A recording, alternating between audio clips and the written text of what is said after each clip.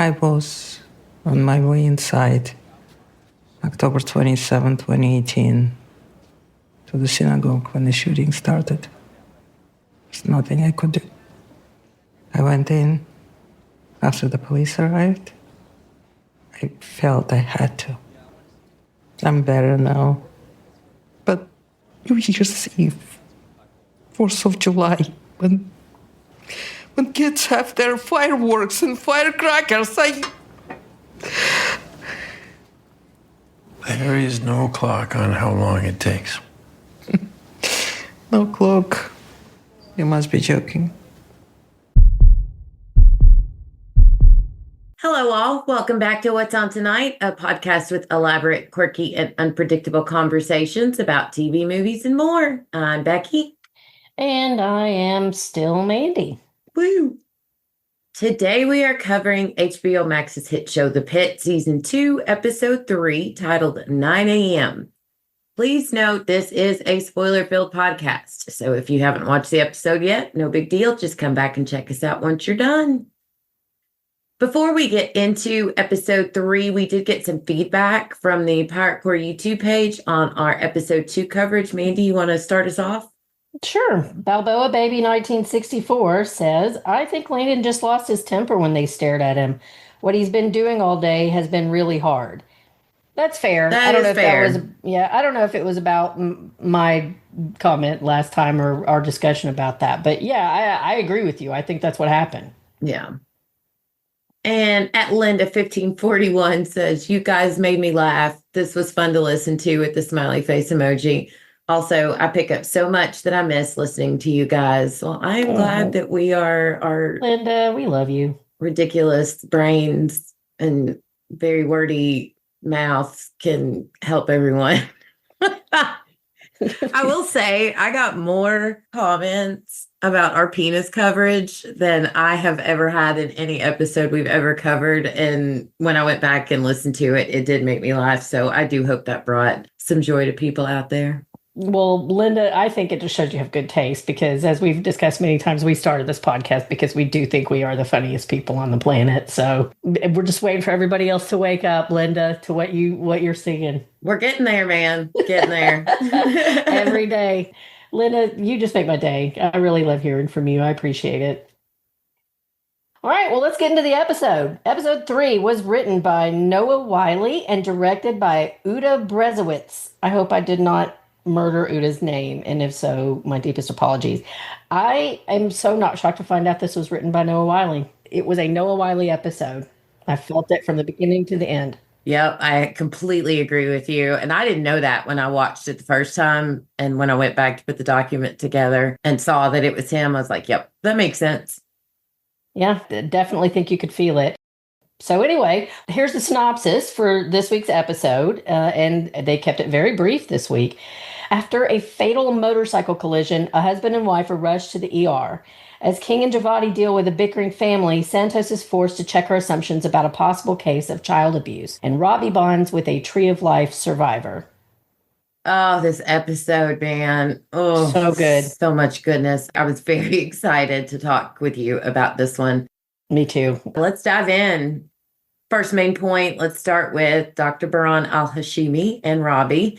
So we pick up where we left off with the very combative college kid who comes into the ER. We meet a very racist security guard, awfully douchebag guy. I loved at the end when they get the results back on the kid's talk screen and it's all negative, and then watching the cops be like, oh, well, this is a very different situation now because he was an asshole and he assumed that because the kid was a person of color that he was automatically a junkie. And I'm very glad that hopefully they will press charges and that asshole gets arrested. Yeah, me too. I kept thinking through this whole episode, like that guy's definitely working for ICE now.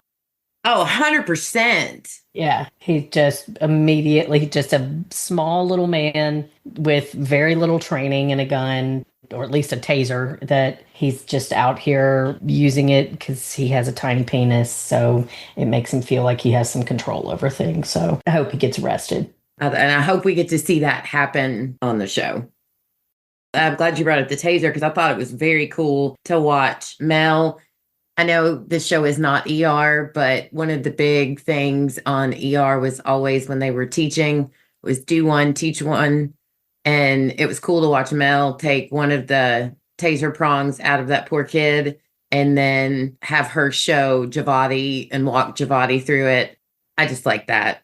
I loved seeing these newbies, these fresh faces that we had last season growing into these great teachers and doctors. It just warms my heart, these little babies.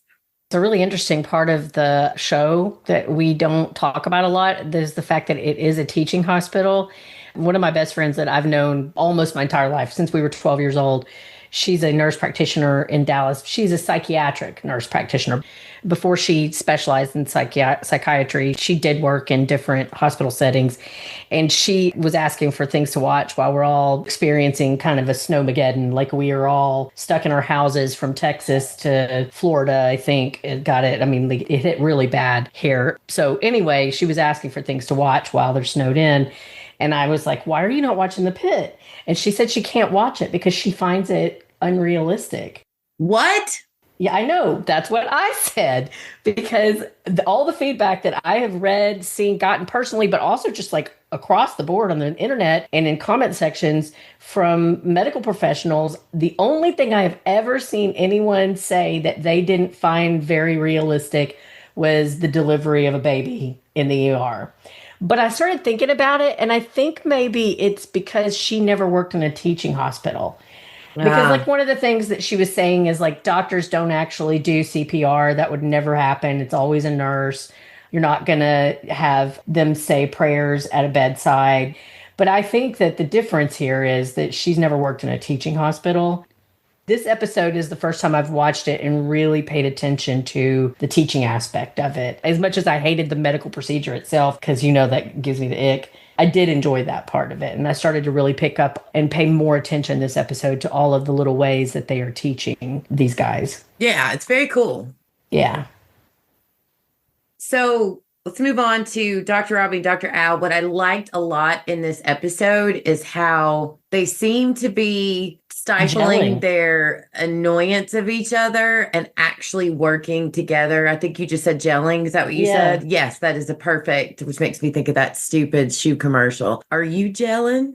Remember the inserts? I really wish you hadn't reminded me that existed. That used to make me so, I'm like violently angry. It's I annoying. hated that commercial. Oh, no, it's stuck in my head. I think I'm going to bring it back. Don't do Mandy it. and I are gelling, y'all. Becky, you're on thin ice. I love that. That was maybe, again, we don't talk a lot when we've watched it, but I was texting Becky a little bit about this episode that I just can't wait to talk about it. And that was one of the things I really wanted to talk about.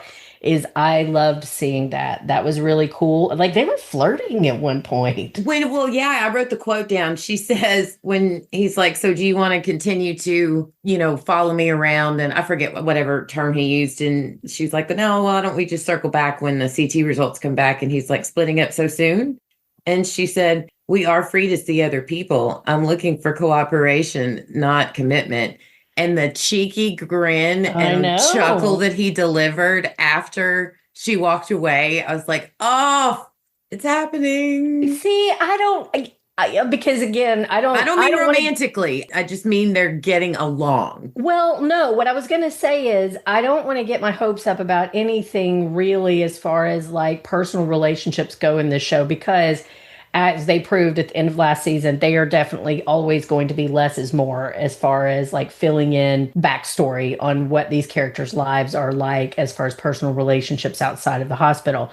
But one of the things that I really picked up in this episode, and I kind of think it's been a little bit of an ongoing theme of this season, but it's definitely was a theme of this episode, is love, like romantic love. We saw it over and over again throughout this episode, and I don't want to jump too far ahead in the notes because we're going to talk about it in those specific places, but like there were several places where you had this emphasis on personal relationships between two people. And so I don't know. Yeah, I don't think that they'll be dating by the end of this. But I definitely did think she would be a good partner for a healed Robbie, which, as we see later into the episode, there's plenty of evidence to show that Robbie is not, in fact, healed. He is a little bit, but no, it's obvious he still has a long way to go. Yeah. And so it just like made me think like maybe sometime down the road, that's the kind of grown up partner that we might see Robbie having a relationship with. Yeah. And she's pretty. I like there was not all that sniping about my way versus your way. There was still some discussion here and there about, a little bit of tension of when they were trying to determine what kind of sedative to give the college kid. But by far, this episode was a lot more about collaboration. Yeah. We got to see some of the good side of Dr. Al, compassion and all of that. And her personality. We're Right. getting to finally start to see a little bit of who she is, that she really is like, and we can head on into the motorcycle trauma. But before we start talking about that specifically, I just want to shout out Brian. Our boy's back. Hey, Medican boy. Yeah. That's what I wrote in my notes. Love anytime his face pops up on screen now. I know. I've got exclamation, Brian. Yeah, it's so fun. Yeah. But he brings in a couple who's involved in an accident with a motorcyclist. The husband's not doing great. The wife ends up going down due to internal injuries. She was evaluated at the scene but refused a ride to the hospital. And then when they're trying to talk her into letting them look her over, she's like, no, but we end up finding out that she does actually have a very bad trauma. But first thing I want to say about this is, oh my God, the head wound on the motorcycle guy. Ooh. I wrote in my notes in bold letters. I did go old school with my notes this week. For those that don't know, my mom's dealing with some bad health issues, and I'm kind of back and forth between Nashville and East Tennessee, where my mom lives. And so I can't watch on the TV and take notes on my computer like I normally do. So I handwrote all this. So if I'm a little discombobulated, sorry. But anyway, so I wrote my notes, giant letters, look at that, Robbie, exclamation point. And I did want to point out, I don't know if you've seen this in a lot of the chatter on the fan pages, but there is a theory that what they're doing with Robbie, this helmet, and this particular motorcycle guy is they're setting up that Robbie ends up a patient in the pit by the end of this season. I've seen that. What's your thoughts? What I saw is that there's a theory that they've been hinting since season 1 that Robbie's going to die. But that seems insane to me. If they've got another season coming, I don't see it. I just don't see it, period. I just don't think that it does. I mean, granted, now Noah Wiley wears so many hats. I don't know how the man is not completely exhausted all the time, but I just don't see him creating this vehicle and then having himself written out in season 2. Yeah. Or even season 3. That being said, I definitely think they're going somewhere with this. I loved what the Tree of Life patient said to him. I loved that this is going to be brought up because I was not going to be thrilled if us seeing that scene of Robbie riding in without what my mom called, what is a skid lid or a lid skid or something like that. Skid lid. Yeah, and that's why, because if you saw the injury that happened to that guy, my stepdad used to be in a motorcycle club. And so that injury, it is very dangerous, and especially without a helmet. And I wasn't going to be happy if we just got that shot of him driving in and nothing was ever said about that. But what I kept thinking about was our friend Sam last episode giving us that feedback and saying that she felt like this was showing that Robbie is having passive suicidal ideation. I agree with that. I think that's where they're going with this, is that Robbie is still making dangerous choices because he is still deeply depressed. Yeah. And the way he lied quickly. And lied. When they're like, don't you ride a motorcycle? He's like, yeah, but I always wear a helmet. It's almost like he has a death wish, or he's trying to, feel something by being a rebel by not wearing a helmet. I don't know. There's a lot of different ways this could play out, but all of those, what Sam said, all of that is a very solid possibility. And I am interested to see how it all plays out by the end of the season. But it wouldn't surprise me if he, at the end of the shift, when the shift officially ends, he's gone. But then at episode 15, because that we get those 2 extra episodes, maybe he comes back in as a patient, and that's where we get into season 3. I don't know. That would have, if I were HBO, that would have sold me on a season 3. So very curious on that. Yeah, we'll see. I mean, but when somebody, just to clarify what passive suicidal ideation is like where you are making suicidal choices, but maybe not even consciously doing it. You're not actively trying to kill yourself, but you're putting yourself into situations where there's a high probability of death or injury. Yeah. Oh, that was very gross, and I hope it's not foreshadowing, but I think you might be right. I want to give a shout out to our girl Metz and her sassiness with Robbie about Mrs. Yee's internal injuries and Robbie's joke. Well, I'm sorry, I did not use my X-ray vision this time. I love her sass, even though I think she was a bit abrasive because I mean they could only do what they could do with the patient that's saying I'm fine. Yeah, But it made me laugh. that's Garcia for you, though. I mean, That's our she's girl. yeah, and again, I love that scene. I love every time she's on camera, but it's again just so funny to see somebody as sweet and kind and compassionate as Sasha Metz to see her be Garcia and just transform into somebody because I'm scared of Garcia. We were scared when she agreed to interview with us and we told her this Yes. before we started. Like we were legit afraid we were going to be interviewing Garcia, and we're like, I don't know how this is going to work out. And she is the exact opposite, which Yeah. makes her character even more amazing. Knowing that she's tapping into something because this is not who she is at all. It's just so well done. Yeah. I'm really, really starting to love Joy when they figure out that motorcycle guy is officially deceased and they're like, okay, let's move on next door. And she's like, well, what about the moment of reflection? And I'm like, oh, she paid attention. Yeah. And then Robbie's like, he'll still be dead when we get back. Yeah. I wonder what we're going with Joy. I don't know, but I'm here for it. Yeah, no, I wonder if her journey is going to be what we thought Javati's would be last season originally, that she was going to find out that she just wasn't cut out to be there, or if she's going to be like Javati and find her mojo when she's pulled away from old Ogilvy. Ogilvy. That's his name. I just want to call him Hans. He reminds me of the Nazi boyfriend of the oldest daughter from Sound of Music. I'm going to admit I've never seen that movie all the way through. You're not missing anything. Okay. I'm not a big fan. I think it's because it always came on in the winter and like right after the holidays. For whatever reason, it was like when we were kids, it would always come on around New Year's.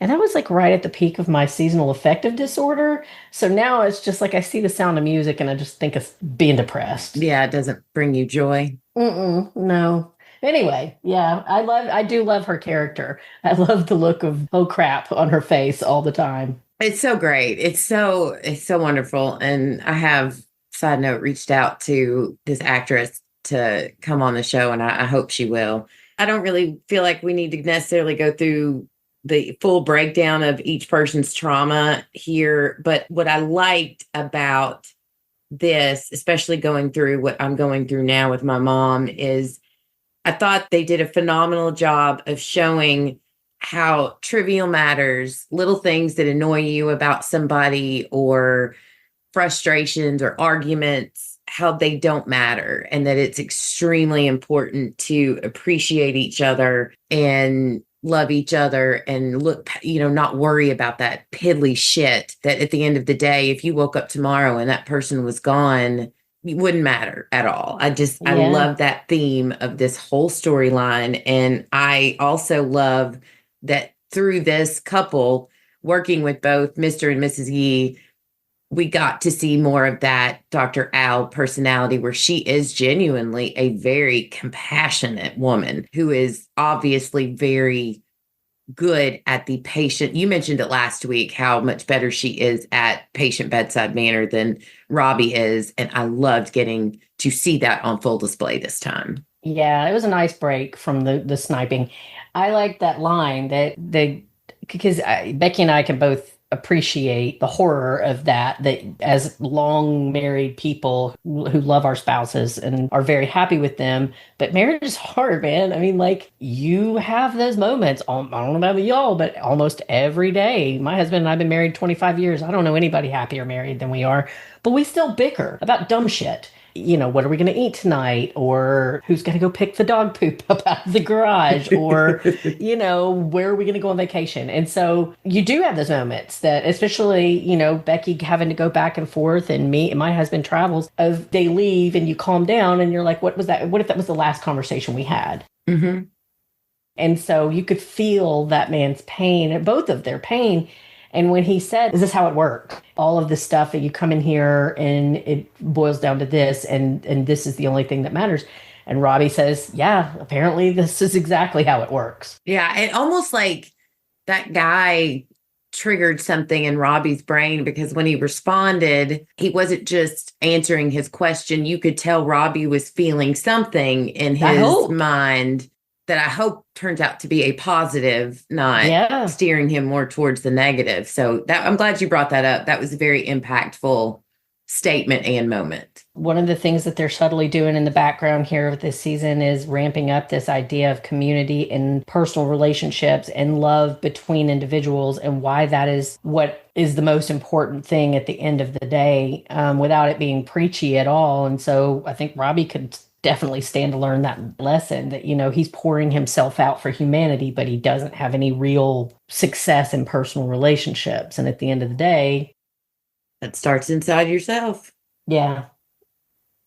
All right. Well, let's move on to the amazing patient, Yana Kovalenko, played by Irina Dubova. I hope that when Emmy noms come around next year, I hope this woman submits her episode, because wow, that was she is so good. And I think she deserves a guest, whatever they call it, special guest star, Emmy, special guest star. Yeah, whatever.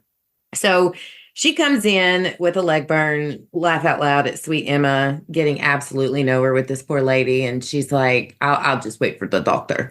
So cute. But it was it was just such a deep moment. And for those that don't know, I know they described quite a bit about the Tree of Life shooting when she was having her conversation with Robbie. But if you don't know, on October 27th of 2018, 11 people were killed at what they're calling the deadliest anti-Semitic attack in U.S. history.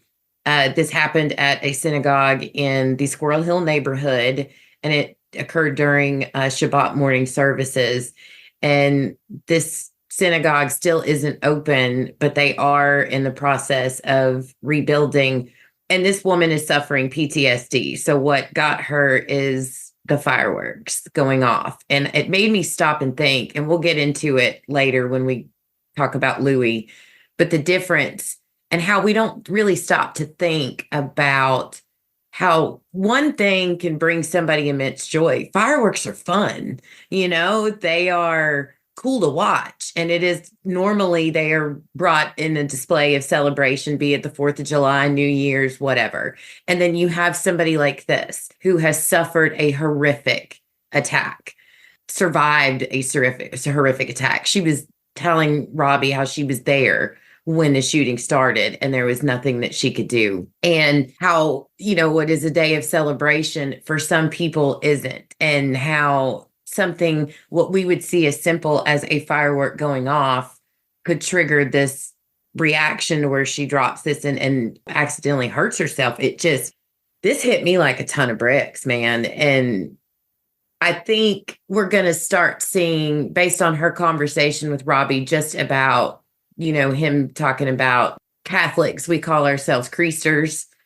People who only go to church on Christmas and Easter, high holidays, like Robbie said. I hope that this brings spirituality back into Robbie's life and steers him towards another, what I think is a positive thing, and that's his religion. And whatever it is you worship out there, if you don't worship God, but you have whatever it is, spirituality or spiritually that makes you feel better inside and something to have faith in. I hope that Robbie that'll be a part of his healing journey, is getting back into his religion and using that to help him grow and heal. That makes any sense. Sorry, I just rambled. No, yeah, I think that having faith in anything outside of yourself is really important. especially in this day and age. I think that having faith in anything, it doesn't have to be God necessarily if that's not resonating with you. Yeah, whatever it is. Whatever it is, it's just the belief that there is something higher and better than just, we're born, we pay taxes and die.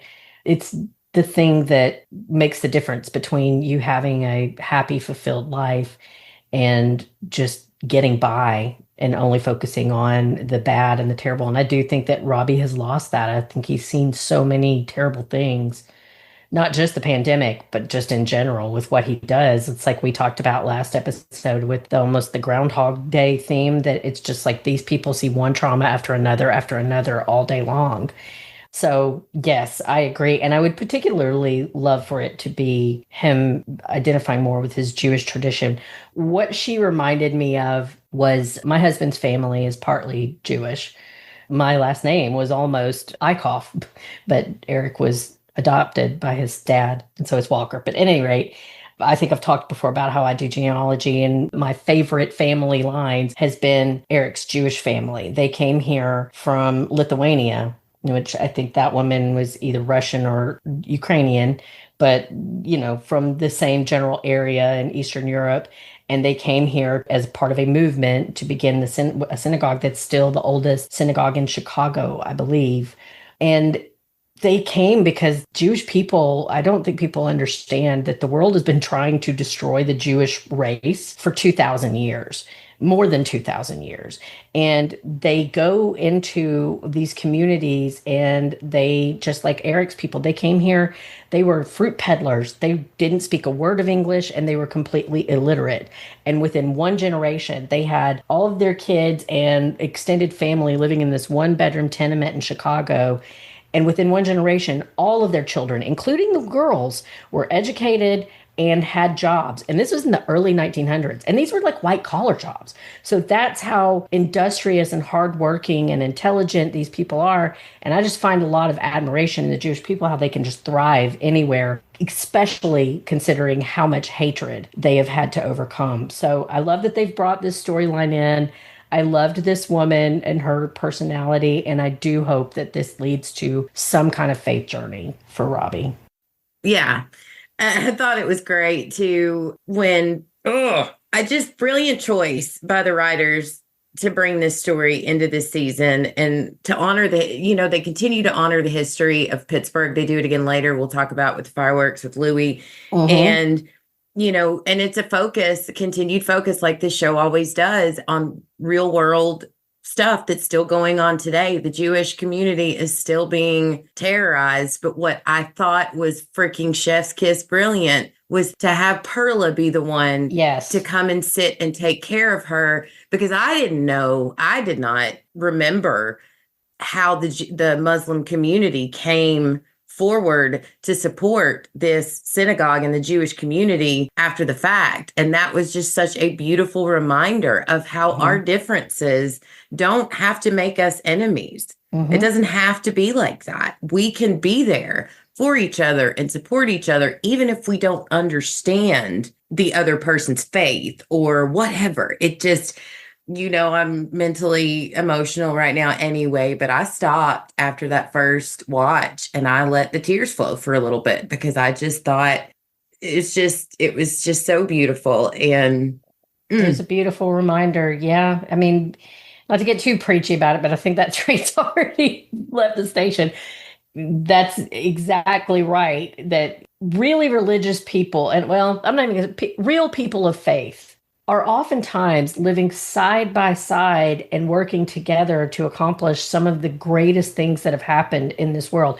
Jewish and Muslim and Christian people have been living, believe it or not, for a large part of the last few thousand years, mostly peaceably next to each other in that part of in the Middle East, and also in other parts of the world, as we've all grown and expanded and moved around more, and migration has become a bigger thing. I'm trying to remember I don't remember what year. I want to say it was 2017 when they had the uprisings all over the Arab Spring, they called it.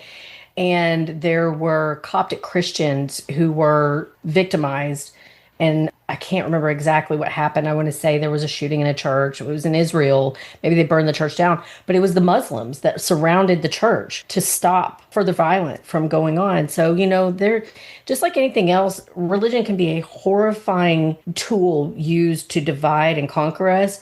But when it is practiced from a place of love and real faith and love of people and creation, whether you believe that that was literally a creation of a god or just, nature, when it is approached from that point of view, we can all live side by side and get along, and there is enough room for everybody.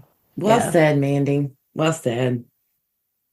And then, like I mentioned, I really loved seeing her lay into Robbie about his motorcycle habit and the fact that she called him out on being a 50-year-old man. 50-ish? You're old. Yeah. You're an old man on a motorcycle. Yeah. And what I really liked about that was when later on Robbie's talking to Dana and he says something about she's made my vision quest into a midlife crisis. And Dana goes, no comment. Yes. Because that's exactly what this is. It's exactly what it is. And I wrote that down too, that Dana's comment, no comment. And she clocked something earlier too when security guy douchebag is running his mouth about this poor kid, college kid, and she just gives him a look. And I wrote, Dana sees everything. I wrote that down too.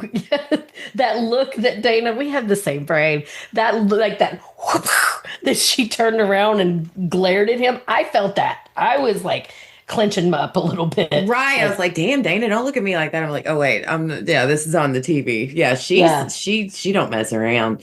And then to close up Robbie's storyline, we find out that Westbridge is closed to trauma and all ambulances are being sent to them, which I hope means we get more medic and boy.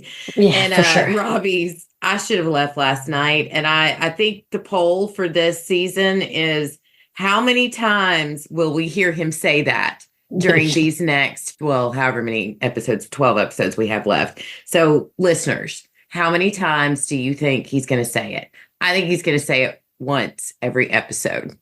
Also, playing back into the theory that something is going to happen to Robbie, that definitely could be some foreshadowing that if he had left the night before, instead of working that one last shift, that he's going to maybe avoid whatever horrible thing is going to happen to him down the road. Yeah. Ooh, man, I'm going to be dreading this all the rest of the season now. Yeah, I think we thought last season was exhausting. I honestly don't think we've seen shit yet. So no, I think I called in the first and second episode, all these people complaining that it's boring. Yeah. We're going to be wishing for boring here in another couple of hours for sure. Yeah. All right. So next up, Miss Dr. McKay, I just wanted to talk about adorable Mr. Montrose, played by Michael Nouri. I love this actor. He didn't really have like a big standout moment. I mean, like a big traumatic moment in this episode, but I loved his lightheartedness and flirting with her. Whatever pheromones she's putting out, the men are picking up on it. And I just thought it was so adorable that him asking her to dance, and then the hot athlete still flirting with her. And I just wrote in my notes, I would really love to see Mr. Montrose and Myrna interact together. I would love to see how that plays. Oh my gosh, yes. I'm trying to figure out where I know him from. He looks so familiar to me, and I cannot figure out what role he's played that I know him from, but I know him. It says he was on All My Children. Maybe that was it. I did watch All My Children for a while. I mean, he's got a long, great career history. So, but I wrote here before we get on to Mr. Williams, I just wrote, if McKay and Hot Athlete aren't boning at the end of this at the end of this season, I'm going to be pissed. Yes. Didn't I text you that? Yeah, I think you said it last week. Either way, we are definitely in agreement about that. Get you some, McKay. Get you some. Yes, it's awesome. I want her to hook up with that guy and give her a reason to look so exhausted. That's not probably taking care of a 7-year-old by herself, living in her parents' house. She deserves it. She deserves let that athlete's pain be like last week's pain and just That's what I texted. I said, if they're not boning in a closet somewhere by the end of this season, that's what it was. Yeah. Yes. Yes. Again, great minds, man. Yeah, poor McKay. She needs this. Well, we get Mr. Williams' diagnosis and one of the saddest things I've ever seen in my entire life. So his CT results show that he has a mass, and his last emergency contact was his ex-wife. And I got to say, I think it was pretty cool that she showed up. And I want to give a shout out to Amanda Scholl, who was one of the best characters on the TV show Suits. If you guys haven't seen Suits, all episodes are available, I think, on HBO Max. I don't know, but well done. The acting by Derek, Cecil, and her and McKay watching all of this unfold was great. But I mean, just imagine realizing that your marriage ended because your spouse drastically changed, and then only to discover it wasn't his fault. And I thought one of the best little things that they had her do the entire time she was on screen was fidget with her new husband's wedding ring. I didn't pick that up.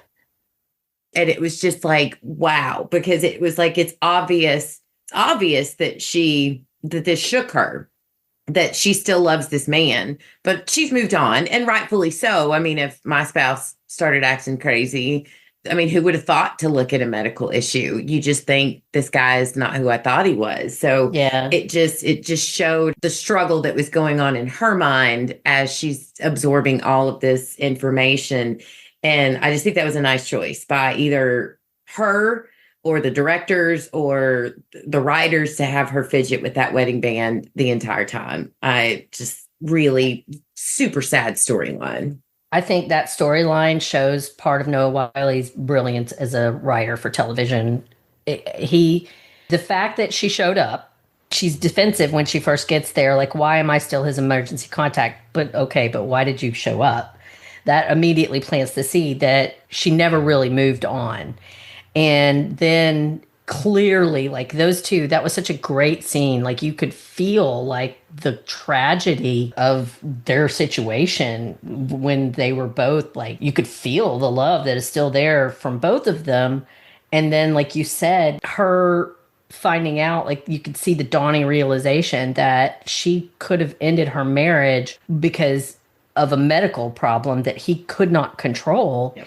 And then, like, at the end, when she says, I don't want you to take me off as his medical contact, this is going to be one of those storylines we're never going to get the resolution to, as far as, like, do they get back together or whatever. So Noah Wiley, in the midst of a really, really great episode in every other way, also gives us this beautiful love story that is its own full, complete, sad tale. It just cherry on top of everything else that's going on. I loved it. It was brilliant. This may be my favorite episode of the series so far. Same. We'll get into that in final thoughts. Yeah. All right. Well, let's move on to your girl, Santos. Dylan still isn't getting abuse vibes. Santos is still leaning towards abuse and really doesn't seem to have faith that the dad's going to show up, but he does show up. And I got to give it to Santos. She started off really chill, but seeing the interaction with the girlfriend when the dad first got there really fired her up. And then when she mentions the girlfriend said, you guys like to roughhouse, he lost his shit. And I think that triggered Santos, and she immediately started getting defensive. Yeah. Yes. And that's when Dana comes in and, as always, saves the day by giving the results, which you were right about. You guessed it, that it wasn't necessarily abuse, that she probably had some kind of medical thing that causes her to injure easy. And what was that called? It's called immune thrombocytopenia. It's an autoimmune disorder characterized by the immune system mistakenly destroying platelets, resulting in a low platelet count and increased risk of bleeding or bruising. Apparently, it's pretty common in children and sometimes in adults, women particularly, of course, after menopause, because everything shitty happens to us after menopause. but it can be treated. The main risk is heavy bleeding. But I love that when she was clarifying for Ogilvy what it stood for, and she said it's the patient is pathetic and the doctor is an idiot, which was a nice little moment of humility. Self-flagellation. Yes, I liked it. I really, I like where Santos is headed. I really do. Yeah. I was so glad that that girlfriend told the dad to fuck off. And what was even better is that while this whole blow up is happening, she says, Happy Independence Day, basically like I am independencing myself from you. Yeah. And then Santos's face of just like sheer joy and satisfaction of seeing a strong woman who literally has been sitting here caring for your child all day, telling this asshole to go fuck himself because she can't. Yeah, because he may not have been abusing his child, but he was a dick. Oh, an absolute dick. Escalating things the way that he did, the way that he talked to her before and which could almost have been forgiven had things played out differently. Like if it was just a moment of panic that he was laying into the girlfriend about why were you running up the stairs, and after everything cleared up, and he were a different person, you could forgive that. But everything about that guy was just dick. He wasn't as concerned about his kid being hurt as he was that the mom might blame him for it. Right. Like that was his main concern. Do you realize what you've put me? Because she was playing with his child. Right. Well, you left your kid with her while you went to work. Yeah. And this kid's been bruising like a banshee for however was this kid? Long. Like 6-7 years old. And nobody noticed before. Yeah. So you're going to be mad at your girlfriend for chasing her up the stairs? Go fuck yourself, dude. And then the way that he just immediately went to like a violent reaction and, yelling and escalating when they were trying to ask him questions, that was completely over the top Doug Driscoll territory that he was getting into there. So, and then to just be like, hey, let's just sweep all that under the rug. Good for her. I'm glad she was like, no, yeah, you're bad, but no. I loved when she said, he was like, you know me. And she was like, actually, no, I don't. I've only known you 6 months. You could be anybody. Because women, let's face it, men too, I'm sure, but especially with women and children in this world, we are the ones that are predominantly the victim of domestic violence. And a lot of people, they go into a relationship thinking that they've met this super nice dude.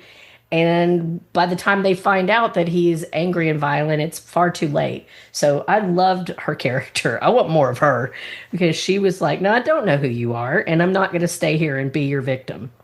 Good on the writers for showing a strong woman not taking some dumbass guy's bullshit. We don't see enough of that in television. It's usually it's usually cowering. So another good choice. Another pat on the back for Noah Wyle, because this is a complex thing. Like in any other series, the father would have been either a hero or a villain. Santos would have either been correct and a hero, like same. It just was all complex. There was no black and white about it. It's not that guy is a monster, but he's definitely an asshole. You know what I mean? Like when we found out that he wasn't assaulting his child, any other show, it would have made him into just this awesome guy that had been completely misunderstood. Mm-hmm. But that's not what Noah Wyle gave us. And that's not real life either. It's not real life. Yeah. Basically, the story there is Santos wasn't wrong. The dad did end up being a dick. But what she learned is that can't then allow her to make her prejudice to the extent that she is misdiagnosing her patients. Yep. Well said. All right, that's all I have on main points. Do you have anything else before we move into chart notes? No, I think everything else I was going to talk about we get into in chart notes. Okay. All right, well, first up is Whitaker. Louis, bless his heart, still being drained by Whitaker and Ogilvy. And did you notice, I kept looking at Whitaker during the first watch, like, why does this kid look so mature all of a sudden? And then on second watch, I was like, he's got a 5 o'clock shadow, plus his show, maturity and showing him teaching. It just looks like he's aged like 3 or 4 years in 9 months, however many months it's been since last season.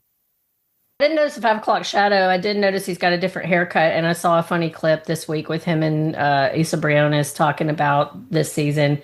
And they said something about his new haircut. He was like, yeah, I got the grown out with the longer mullet Yeah, oh yeah. 2 seasons after it was actually popular. Yeah.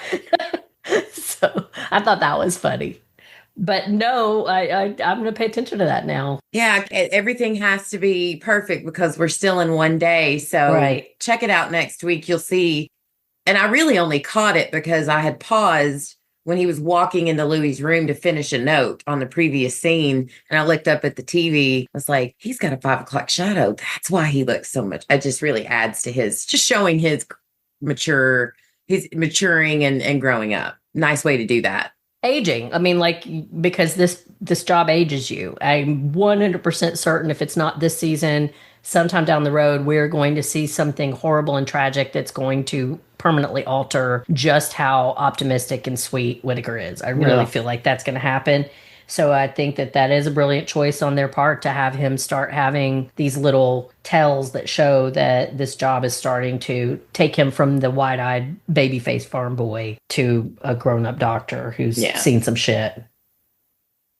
So Louis teaches us, Whitaker and Ogilvy, about the Zambelli family who in 1893 founded a pyrotechnic company, which apparently is still going strong today and has produced some of the greatest fireworks displays. And I think that was another nice nod that Noah Wiley himself, usually as the writer, tends to bring into his episodes. Like last season, we learned about the Black Ambulance Company, and now we learn about this. So I thought that was nice. But what really broke my heart here is Louis starting to show signs of withdrawal. Yeah. And he just keeps talking about how he needs a drink. But I appreciate Whitaker not trying to be like, now, Louis, you need to stop drinking, or realizing the time now is to focus on his current situation, which is this fluid and his abscess, which if you've ever had an abscess, oh my God, it is one of the most painful things that you will ever experience in life. And something I want to give you credit for, Mandy, is, I don't know if you caught it, but there was a hint. Louis says that he met one of the Zambellis during his time in the field. So maybe you're right. Maybe he was somehow in the medical profession before. I don't know if that's the field he's talking about. I was going to ask you about that too, like what you thought. And that's actually, while Becky was talking, I was looking here to see if I could find if anywhere they've given us any other hints about what Louis does for a living. That's definitely not an accident. Yeah, and even Whitaker comes back to say, hey, when you were talking about the Zambelli family, you mentioned working in the field. What field did you work in? So that is obviously, I believe, going to be a big revelation, but Louis couldn't talk because he was in so much pain. Oh, I totally missed that line. Yeah. How did I miss that twice? I don't know. Okay, Whitaker, you're asking the important questions yes, now. The Whitaker knows what we need to know. Noah Wiley knows what we need to know. So just great planting little seeds and laying groundwork and making us wonder what's going to happen. I love it. So speaking of genealogy, Becky, I did your family tree. And you did. Am I related to the Zambellis? I don't know. Naples is where your family is from, though. Pittsburgh? No, Naples, Italy. Oh, I was like, wait, there's a Naples, Pittsburgh? Because the Zambellis. Okay. Yes, they are originally from Naples. That's where they were originally founded. Was Zambelli family. If you're listening, check your ancestry DNA and see if someone named Becky or Rebecca Anderson is showing up. And if so, can I get 5% of just one holiday's profits, please? Thank you. Let me know. We'll be contacting Becky's lawyers. We'll be in touch. All right. So next up, we get a Hanson family update. I didn't think much of them first time, but hearing you talk about them last week, I was like, okay, these guys are fun. So the son is clear and they tell him what to do. And then we walk out and the whole damn family sitting in the waiting room. And God. The dad is feeling dizzy. And it's sad, but it's also hilarious that they pull all of their medications together on the coffee table. And it's like, okay, well, you might have this, you might have this. So you take this and you take this.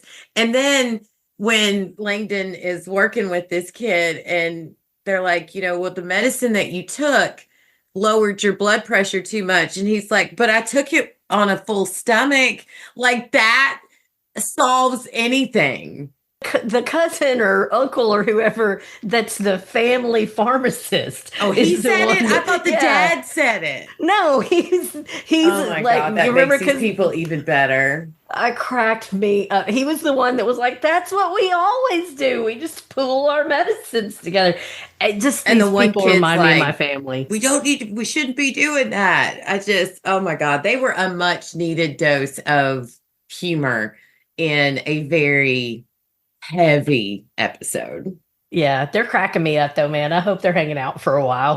I need somebody else to have some minor infarction or something so that they stick around because Yes. they're bringing the humor. I love it. Yeah, it was very funny. The pool and the medicine, them having to like go and like the guys holding the camera so that Dr. King can look at all of Yeah. the medicine to try to figure out. And she's like, 2 or 3 is a dose. How much you take? Oh, 4 or 5.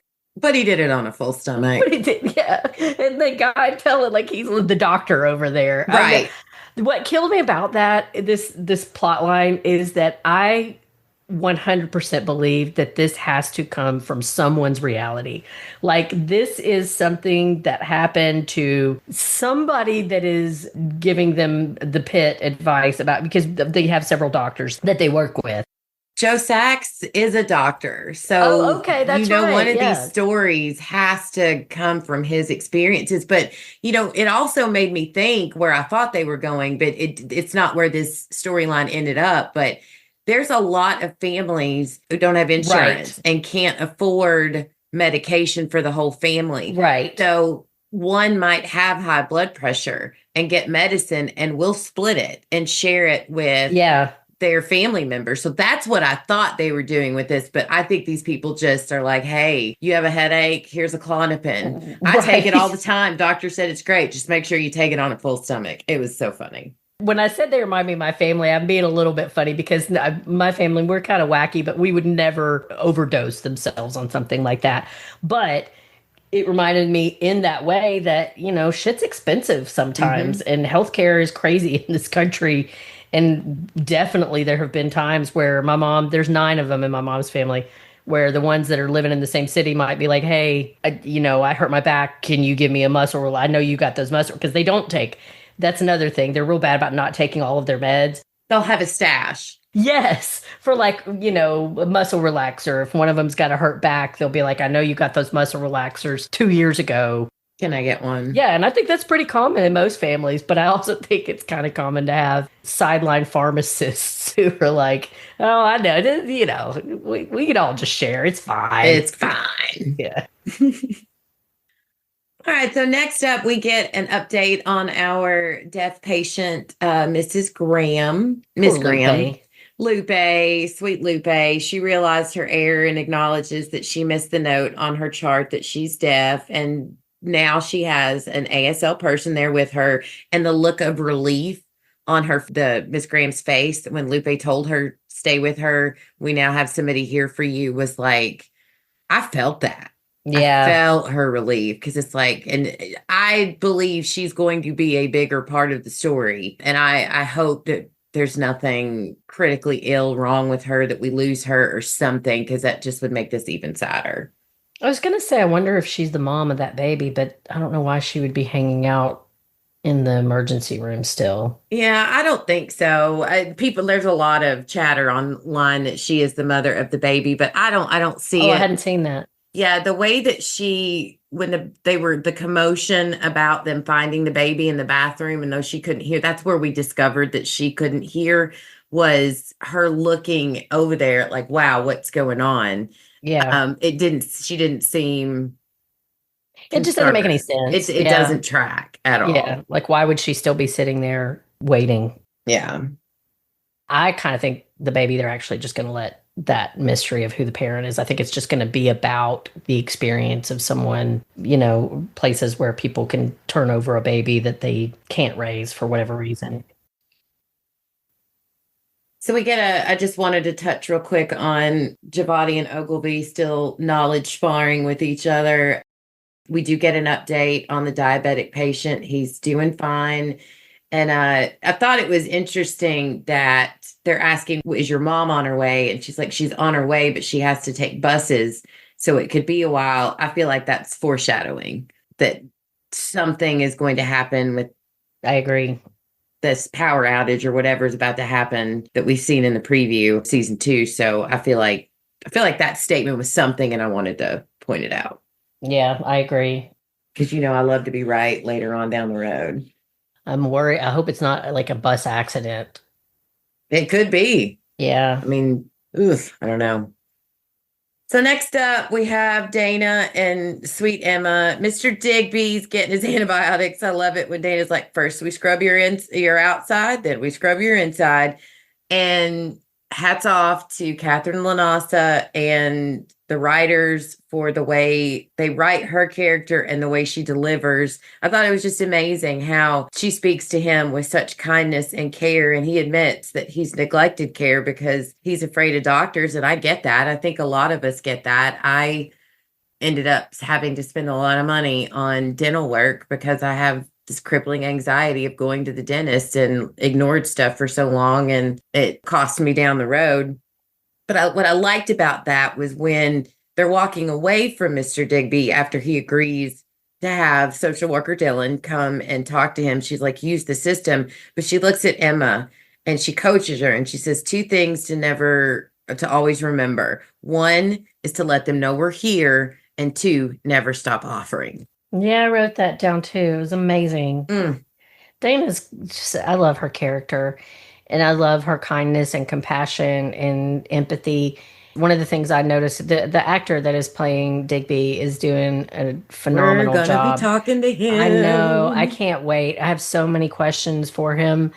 And one of the things that I can't wait to praise him for is the way he is showing that this character who, initially he came in and everybody is just disgusted by him and basically treats him like he's diseased dog or something that they've brought into the ER, everyone except Dana for the most part, and some of the other, but mainly Dana. And his face, just how sweet he was. And like, there was a point where I can't remember exactly, but he asked for something and he initially offered him a sandwich. Yeah. And then he went back, made sure to go back and say, please. Like, it was just so sweet that a little bit of care and compassion and dignity, it helps him to like remember his own humanity. Right.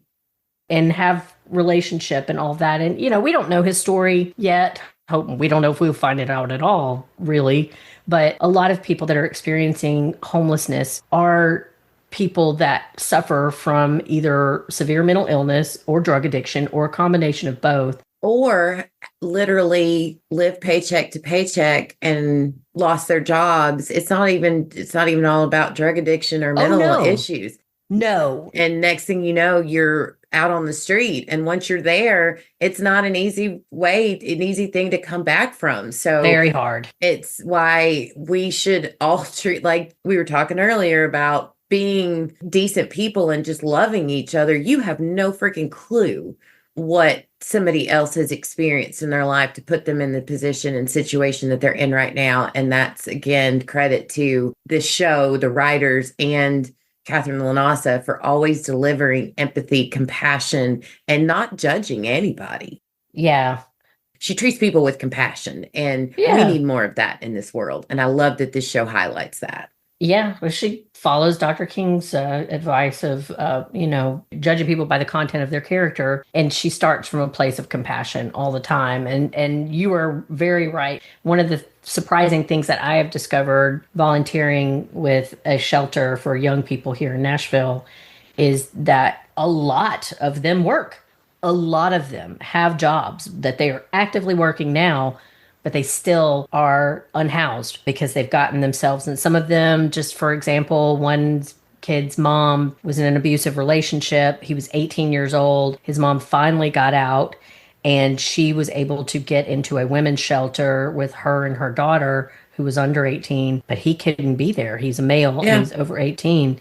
So he suddenly has no safety net in this world. So you are 100% right about that. The reason I specifically mentioned that continuing to experience being unhoused or housing instability have psychological or drug addiction issues is because it seems like from the level of where he was at when he first came in, that very well could be his story. And so it just seems, I guess the point is that I love that they are showing that whatever someone's story is, that as you've just pointed out, we don't know. People like to think that it is a very black and white issue of just work harder, save your money. This will never happen to you if you just do all the things right and check all the boxes. Well, that's just not reality. Jesus said himself, the poor will always be with us. And how we treat them as a society determines who we are as people. I really believe that. And so, yes, it is one of my favorite storylines so far. One of the reasons I'm loving this season is seeing that relationship between Digby and specifically with Dana. Yeah. And sweet little, what's her name? What's the name? Emma. Emma. I just adore She's her. so cute. She just makes me smile. Her little pigtails. Oh, just so cute. I just want to squeeze her little cheeks. Yes. All right. So next up, we have Langdon. My first thing is we get a glimpse of Penis Man, and I just wanted to type Penis Man. He really has no bearing on the rest of Langdon's story. I hope that's on his IMDb page. I'm going to miss him. And I did think it was funny that Langdon was like, no sex fireworks for you tonight. Take it easy. That's my first note. Yeah. The guy's like, no, I'm like, he's in so much pain right now. He's like, I don't want anything near my pain. He's probably like, I'll never use that thing again. Yeah. And give me Donnie, Langdon, and little kids all day long. Loved it. These three sweet, adorable dads, obviously good dads, coming together and sharing their stories and encouraging each other. I was like, damn, man, I just got emotional. Like, I loved it. And I love Donnie and Langdon's bromance. We talked about it last week. I hope this continues the rest of the season when they take out one of the Hanson guy that burned his arm. And they're like, I forget what they said, but they kind of fist bump each other. And it's like something to do with the area they're from, but like we're the whatever boys. I'm like, I love it. And the last thing I have on that is, so it looks like Langdon is getting help through spirituality. Seemed to be a theme this episode. He brought up a very beautiful poem about fatherhood from Irish poet John O'Donoghue, who I looked up because I was just curious because I'm very into Celtic world, how he actually helped bring attention to Celtic spirituality. So just wanted to give a shout out there. And I love season 2 Langdon so far. You know, he's not my favorite and I have been pretty hard on him. I loved this episode and I'm enjoying just the same way we're starting to see glimpses of Dr. Al's personality outside of just the friction with Robbie. I enjoyed seeing a kinder, softer Langdon. You know, you're getting glimpses of him not as a cocky doctor or as, you know, a super competitive guy. That stuff that kind of rubs me the wrong way. I like seeing this part of him. But I also really loved the poem. So to remind you guys, here's the poem. Oh, good. May you be gentle or the blessing, I should say. May you be gentle and loving, clear and sure. May you trust in the unseen providence that has chosen you to be a family. May you stand sure on your ground and know that every grace you need will unfold before you like all the mornings of your life. I'm going to keep that because I think it's something that I need to read fairly often with the crazy world that we're in right now. But I was also curious. I'd never heard of John O'Donoghue. So I looked it up and I was wondering, you know, why this was included. And I found a TV Line article where they asked Noah Wiley about it. And he said, John O'Donoghue is an author that I got turned on to several years ago by David Crosby's widow, Jan. And as we know, he was good friends with David Crosby. She was a good friend who was looking for some cones of wisdom to help her through a difficult time, Wiley shared. His book of blessings I found to be just absolutely beautiful. Everyone on every subject had some really lovely phrasing and some really lovely wisdom. So he's just been in my back pocket. The personal connection eventually found its way onto the page, and he says it's when it came time to writing this scene, it's 3 fathers in a room with a kid that won't sit still, and that's a rare thing to get. Donnie is a new father. He's got a baby at home. Langdon's got slightly older kids, and fatherhood doesn't come with a manual. So you've got 3 guys in there talking about their experiences of being fathers. For Langdon specifically, the moment is rooted in where he is emotionally and spiritually at this point in his life. Loved that. Mm-hmm. Before we move on from this, I want to confess, I too have shoved things in my nose. Oh, girl. Who hasn't? It was a piece of corn from the gerbil's food for me. And I couldn't remember if I had to go to the hospital to get it taken out or not. I think I did. I kind of vaguely remember, but Bonnie said, my mom, my aunt that raised me, I call my mom, who had the ambulance service. That was for you, Becky. Cringed when my mom said ambulance. Yeah, Becky's mom and I both say it correctly. Thank you. Mhm. Anyway, All two of you. my mom said that she got it out with those really long tweezers that they have, like Yeah. in medical kits. She said that she thinks that she got it out that way. I kind of vaguely remember it being in a doctor's office, but I could totally be wrong about that. But I definitely remember it had to do with Ronnie Walton, the cute boy that lived down the road. And I think we were daring each other. And next thing you know, you've got corn in your nose.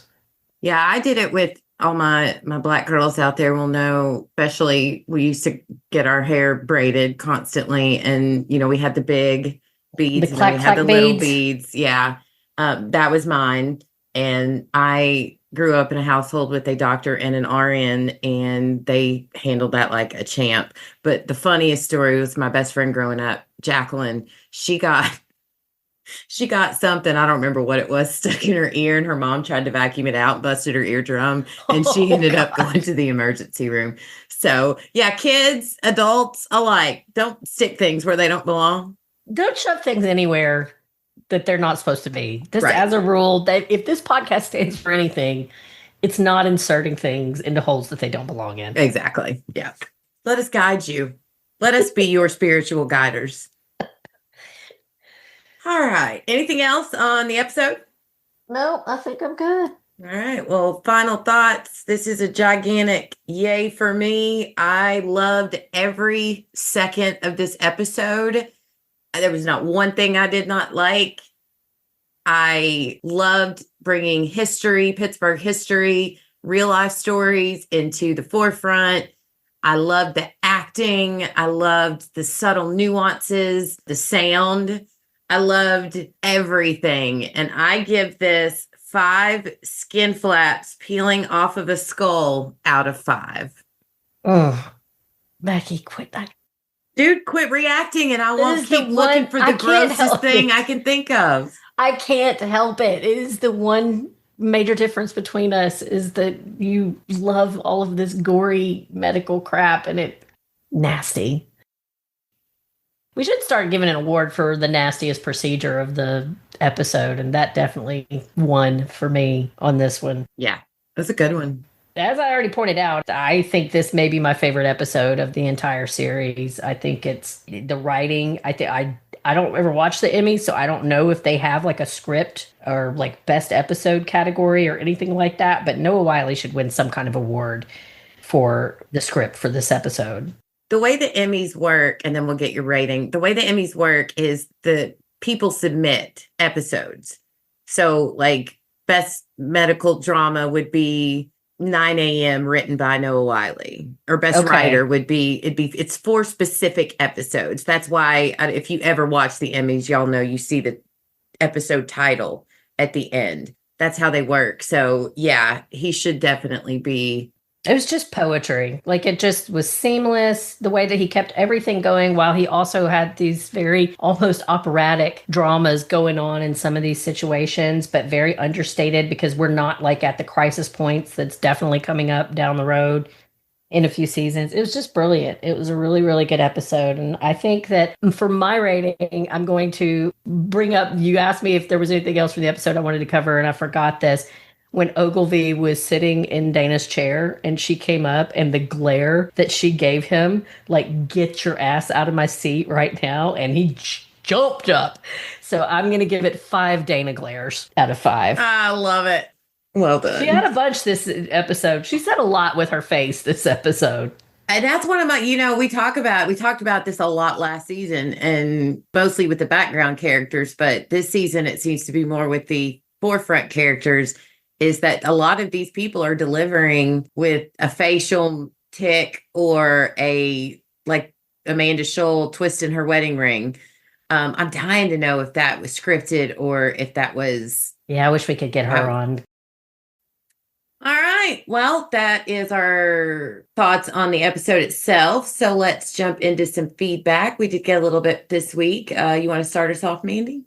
Yep. From the fan page, The Pit. Michelle O'Leary Campbell says, currently watching Thursday's episode and I'm shook. I absolutely love that they pay homage to the Tree of Life and Zambelli. It makes this girl from the north side of Pittsburgh very happy and very proud. Oh, yay. I want to add that she put a black and yellow heart emojis on there. I made a point. My mother is not from Pittsburgh, but she is a huge Pittsburgh Steelers fan. And I made a point to show her this specific comment so she could see the little black and yellow. And she said to give you a shout out from her. So, hey, Michelle, from my mom. Also from the fan page, The Pit, Will Blake writes, excellent storylines on couples relationships. I completely agree with you.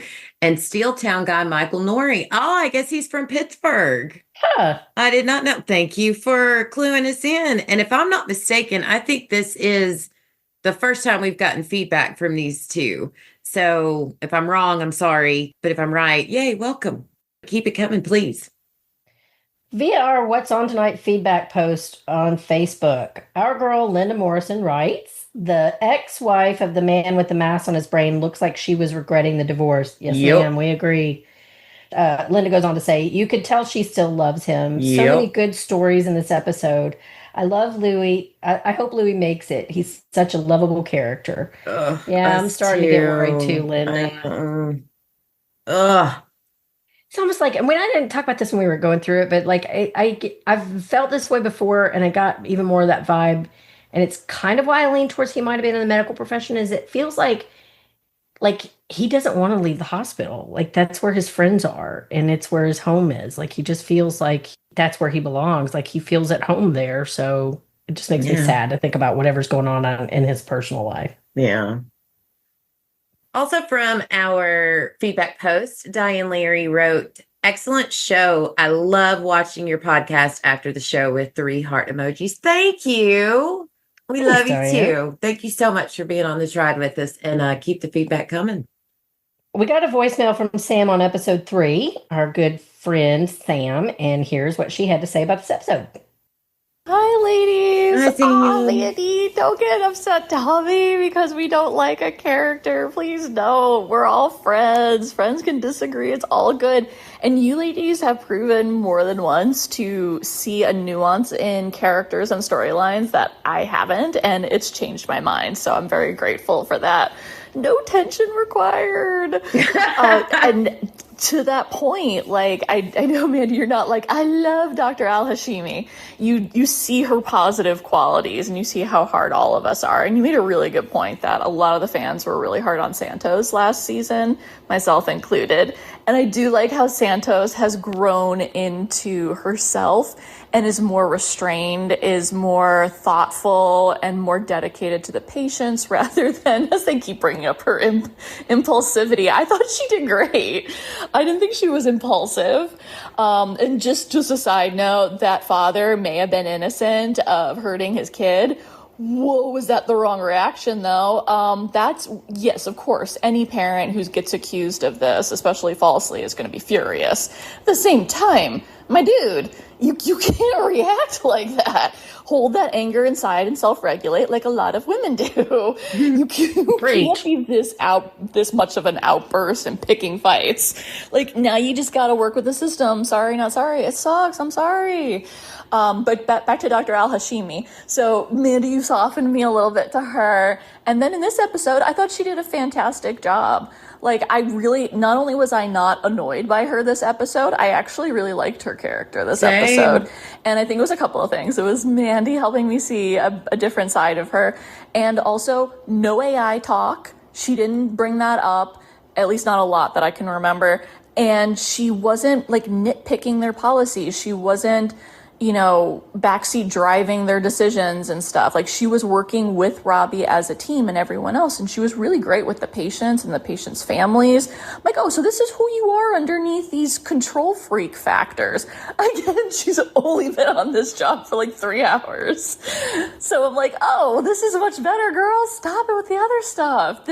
You're brilliant. What are you doing all this other stuff for? I do think it's trauma. But it's just like, oh, like underneath it, you're actually really awesome. So like, I think I might actually really like her by the end of the season.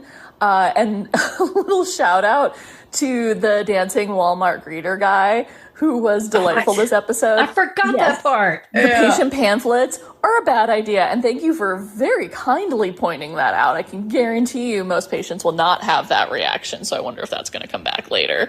And Dr. McKay very kindly explaining why those patient pamphlets are complete horse shit for an ER to have. And at first I thought that like that gentleman who was dancing and flirting with her, I was like, is this who McKay's gonna bang? I mean, whatevs. But I think it's gonna be the ankle guy. It better be. Oh, the sweet bubby in this episode, the Yiddish grandmother. Oh, that is exactly what Robbie needs. He needs a Yiddish grandmother to just tell him how it is. And like, I very much recognize this woman. I was like, oh, bubby, babala. And it was just so sweet. And she handed it to him because she had it right. And then I really liked her really kind moment with Perla of thanking her on behalf of the Muslim community, because Muslim communities have always been extremely kind to the Jewish communities, especially when there's just been zero reason to be. They've just in general showed such humanity towards Jewish people, and I've just been so grateful. And I'm glad that that's getting an international platform, as well as reminding everyone of those horrific shootings. I remember the day when I heard about it. And so all of this was very thoughtfully done, and I just thought it was really great.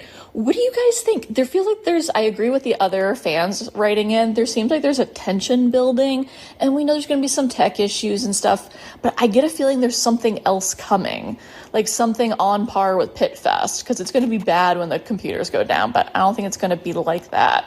So do you think maybe they're just hiding something on us? What do you ladies think?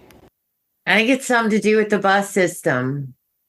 Well, I think it's that hospital closing down is the beginning of it, that they're rerouting all of the patients there is the first crack in the day that's going to happen. And then beyond that, I think this is where Dr. Al's really going to have to learn let go. how emergency medicine works.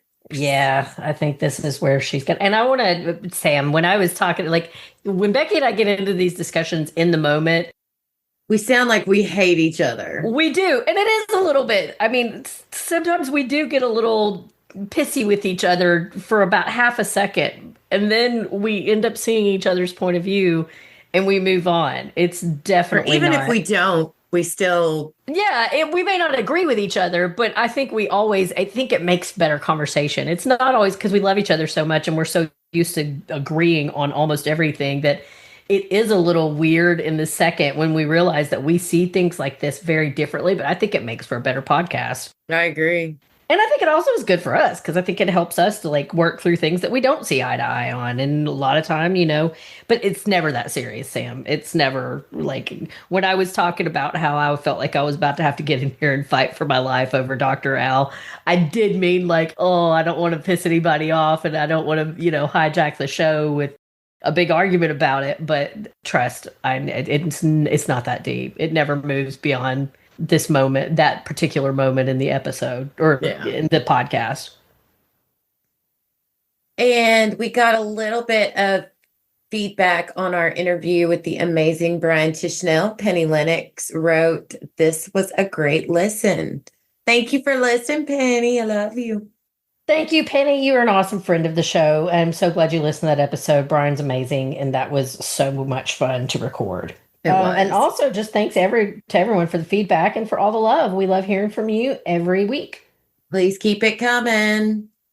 And if you would like to get in touch with us, leave some feedback or just say hello, you can email or send us a voice message as an attachment to what's on tonight and the number 2 @gmail.com.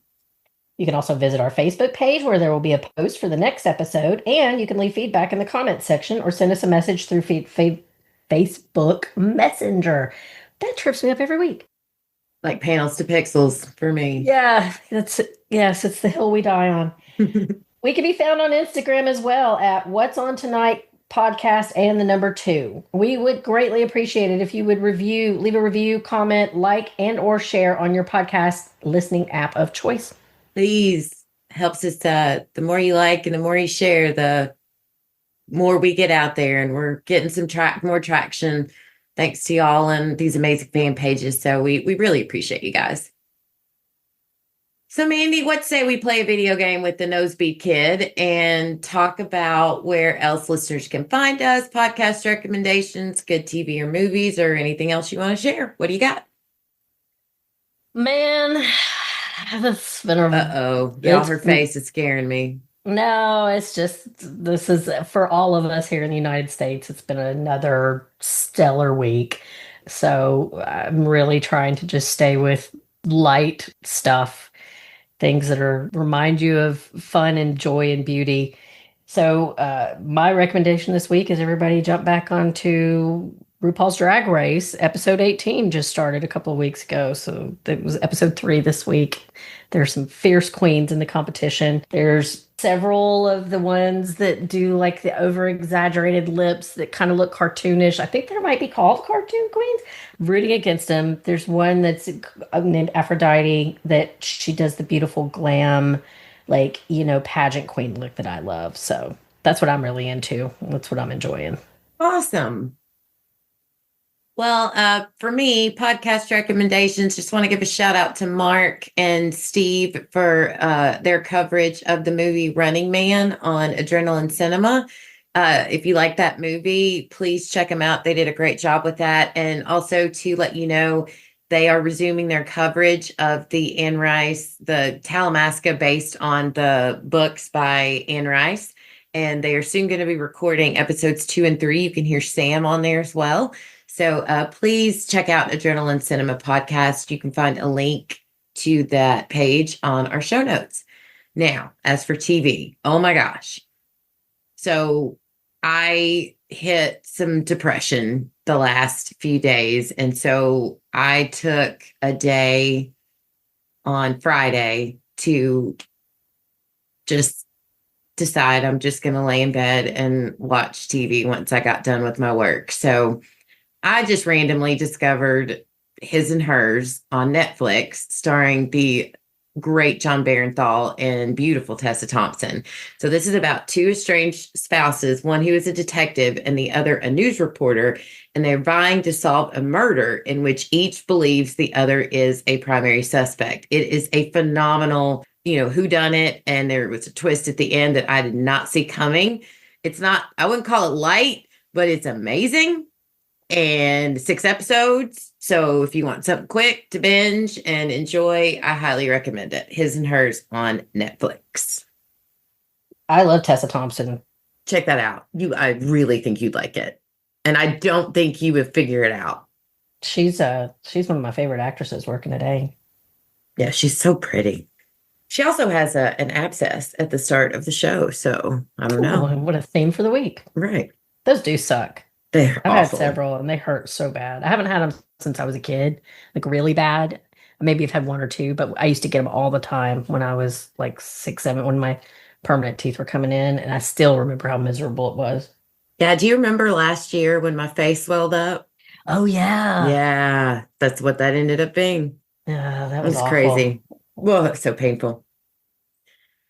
And as always, we'd like to give a big thank you to Mark and Pirate Core Entertainment for giving us this platform. Please visit the Pirate Core website. You can find it on our Facebook page. And there you can find our podcast, as well as other podcasts like Dinner for Her with our very own Mandy, Panels to Pixels podcast, Adrenaline Cinema, and other projects that Mark is working on. Well, that wraps up our coverage of episode 3 of season 2 of The Pit. We had a fascinating conversation with the lead sound engineer, Brian Parker, last week. Man, we learned so much. Just blew my mind. Becky's working on editing that one, and we're going to get it posted soon. Guys, we've been talking about this and we both just had a lot on our plate, but sometime in the near future, we're going to repost to our Facebook page all of the links to all of the interviews that we've done with cast and crew so far. Because as we've talked a little bit about, we've gotten a lot more traction this season and more people, more ears out there. And I just hate that anybody would miss this opportunity to get into the minds of the cast and crew that do this. The actor interviews have been incredible, but this is the first like crew interview that we've done with people who were behind the scenes. And we learned so much about sound and how it influences your experience of this show and is one of the reasons that this show is so phenomenal. So yeah, I can't wait for you to get that one up, Becky. It was very cool. Thank you, Brian, for being on. I can't wait for everybody to hear it. Yeah. And we're going to be back next week to cover episode 4 titled 10 a.m. with a very special guest. Well, we want to thank everyone for listening. You never know what news you might get in a day that will change your life forever. So take stock in every blessing you've got. Appreciate each other and every day we're blessed to be a part of. I'm Becky. And I'm Mandy. And we'll catch you next week when we grab the remote and hope we see a penis on tonight. Bye.